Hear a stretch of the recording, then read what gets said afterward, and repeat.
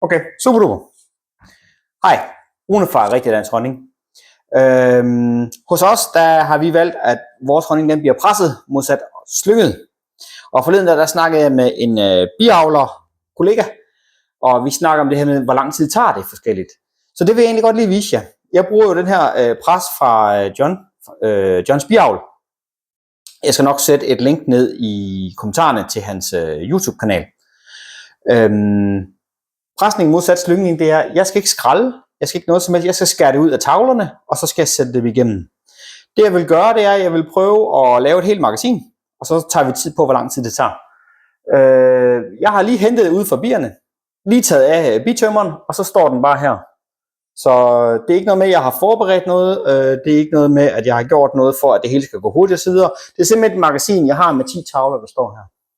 Så jeg vil starte, og så tager vi tid på det, og så ser vi, hvordan det går. Vi starter maskinen. Jeg starter mit stopur. Hvis jeg kan, så i videoen laver jeg et stopur, så vi kan se det. Det er ikke sikkert, jeg kan finde ud af det. Men ellers så tager jeg tid her på min telefon. Så jeg starter nu, og så prøver vi at køre. Så jeg tager en tavle op. Så skærer jeg ud.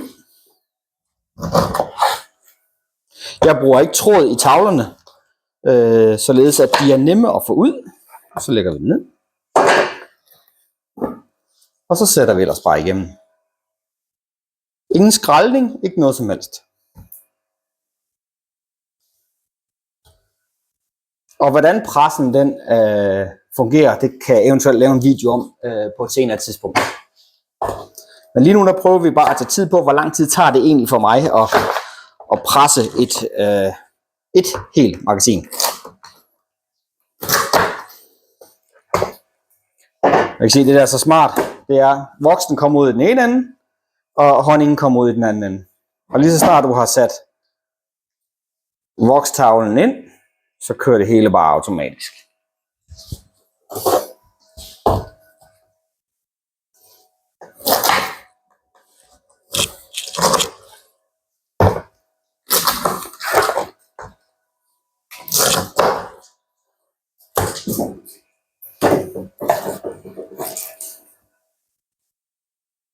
Sådan.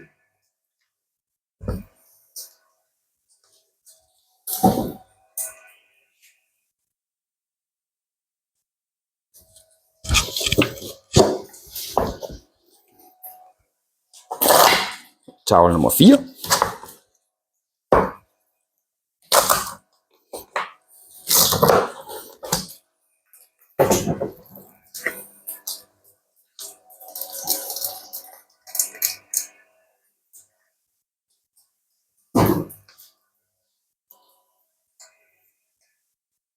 Og I kan se, når jeg har sat den ind halvvejs, så kører den selv, så trækker den selv ind.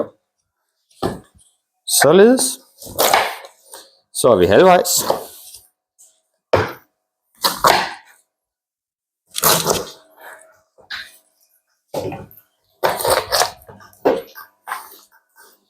Tavle nummer 5.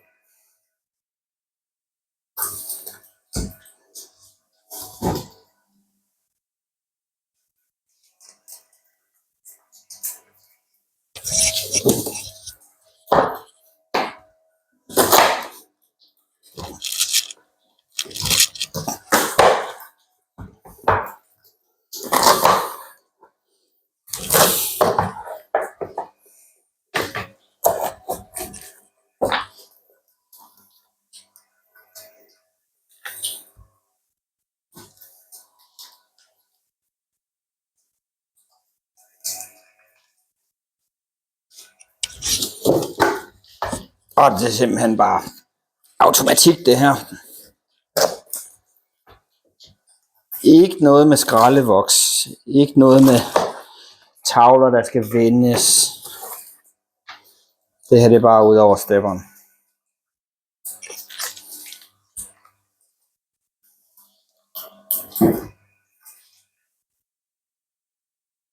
Sådan.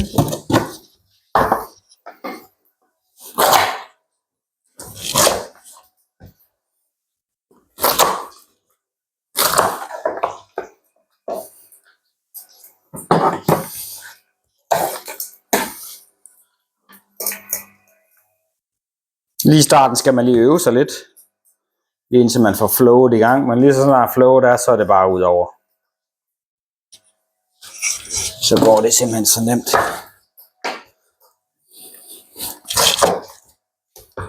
Og der er mange, der siger, at det der med at presse og så videre, det er fedtet, og det sviner og så videre.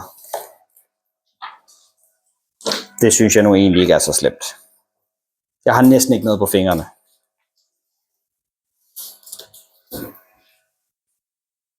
Således. Og så er det faktisk sidste tavle, vi skal i gang i nu.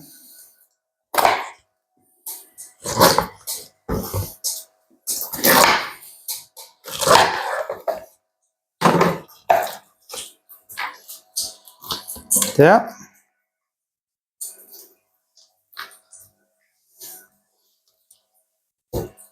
Og sidste. Skal vi tage tiden, når den er løbet igennem? Jeg er jo egentlig færdig nu. Nu er det 10 tavler, jeg har kørt igennem. Så det sidste, det er bare ventetid. Men der kan man jo egentlig bare starte med det næste magasin. Eller gøre klar. Det er den sidste, der kommer ud der. Lad os kigge. Stop. 5 minutter og 10 sekunder. Det er super hurtigt. Det er monster nemt, efter jeg har fået den her maskine, kan jeg godt fortælle jer. Og så laver den super godt produkt. Men det giver alt sammen smage ved at gå ind på vores webshop.